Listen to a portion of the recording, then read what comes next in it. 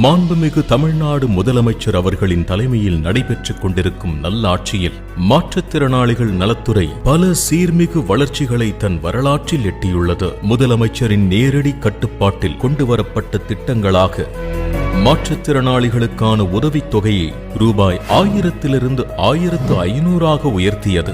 அவர்களுக்கான பராமரிப்பு உதவித் தொகையை 1500 2000 உயர்த்தியது. அரசு மற்றும் அரசு உதவி பெறும் சிறப்பு பள்ளி மாணாக்கர்களுக்கு உணவூட்டும் மானியம் ரூபாய் 900 ரூபாய் 1200 உயர்த்தியது போன்ற பல சிறப்பான திட்டங்களால் ஒவ்வொரு மாற்றுத்திறனாளிகளும் இன்று திறனுற்று பயன்பெற்று வருகிறார்கள். அந்த வகையில் சேலம் மாவட்டத்தில் 40 ஆண்டுகளுக்கு மேலாக வாடகை கட்டிடத்தில் இயங்கி வருகிறது அரசு செவி மாற்றுத்திறன் சிறப்பு பள்ளி. இப்பள்ளி ஆண் பெண் இருபாலருக்குமான உண்டு உறைவிட பள்ளியாகவும் செயல்பட்டு வருகிறது. இப்பள்ளியின் நீண்ட நாள் கோரிக்கை தங்களுக்கென்ற சொந்த பள்ளி கட்டிடம் வேண்டும் என்பதே. இம்மாணாக்கர்களின் கனவுகளுக்கு சிறகு பூட்டும் விதமாக சேலம் மாவட்டம் கொண்டப்பநாயக்கன்பட்டி கிராமத்தில் கட்டிடம் கட்டுவதற்கு 1.31 ஏக்கர் பரப்பளவில் நிலம் தெரிவு செய்யப்பட்டு ரூபாய் 6,70,00,000 மதிப்பீட்டில் 2 தளங்கள் 15 வகுப்பறைகளுடன் கூடிய பள்ளிக்கூட கட்டிடம், மாணவியர் விடுதி, மாணவர் விடுதி, மாணவர்கள் கழிப்பறை, மாணவியர் கழிப்பறை, கலையரங்கம், விளையாட்டு மைதானம் உள்ளிட்ட உட்கட்டமைப்பு வசதிகளோடு இப்பள்ளிக்கூடம் சிறப்பாக கட்டி முடிக்கப்பட்டுள்ளது. தமிழ்நாட்டின் பெரிய செவி மாற்றுத்திறன் சிறப்பு பள்ளி என்ற பெருமையை சுமந்து நிற்கும் சிறப்பு பள்ளியினை திறந்து வைத்து மாற்றுத்திறனாளி மாணவர்களின் ஆக்கத்திற்கு ஊக்கமாய் பெரிதும் துணை நிற்கும் நம் மாண்புமிகு தமிழ்நாடு முதலமைச்சர் அவர்களுக்கு எங்களது நெஞ்சார்ந்த நன்றி அறிதல்களை தெரிவித்துக் கொள்கிறோம். இது நாள் வரை என்னுடைய பள்ளி வாடகை கட்டிடத்தில் இயங்கி வந்தது.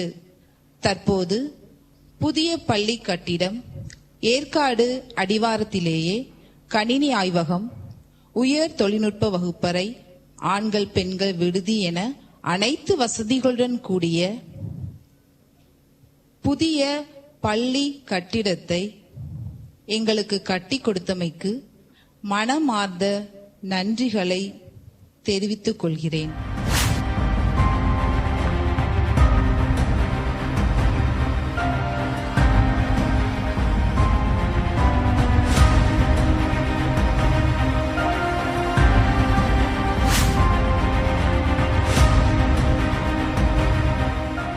மருத்துவத்துறையின் மகத்தான வளர்ச்சி மனிதர்களை தேடிச் சென்று மகிழ்ச்சியளிக்கும் விதமாகவும் மன ஆறுதல் கொள்ளும் விதமாகவும் மலர்ந்துள்ளதற்கு இஃதும் ஓர் எடுத்துக்காட்டு எனும் முத்தமிழ் அறிஞர் டாக்டர் கலைஞர் அவர்களின் அமுத மொழிக்கேற்ப மருத்துவம், காவல் மற்றும் தீயணைப்பு போன்ற உதவிகளுக்கு அவசரகால நண்பனாக 24 மணி நேரமும் கட்டணமில்லாமல் செயல்படும் வண்ணம் 108 அவசரகால ஊர்தி சேவையினை டாக்டர் கலைஞர் அவர்கள் தம் பொற்கரங்களால் தொடங்கி வைத்தார்.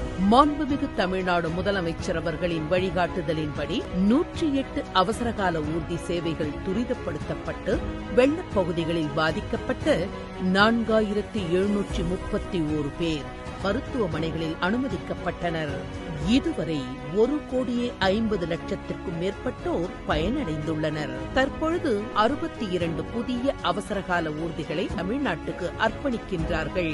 முத்தமிழ் அறிஞர் டாக்டர் கலைஞர் அவர்களின் கூரிய தொலைநோக்கு பார்வையால் தொடங்கப்பட்டு மாண்புமிகு தமிழ்நாடு முதலமைச்சர் அவர்களின் சீரிய செயல்பாடுகளால் மேம்படுத்தப்பட்ட 108 அவசரகால ஊர்திகளின் உயிர் காக்கும் உன்னத பயணம் என்றென்றும் தொடர்ந்திட நல்வாய்ப்பு நல்கி வரும்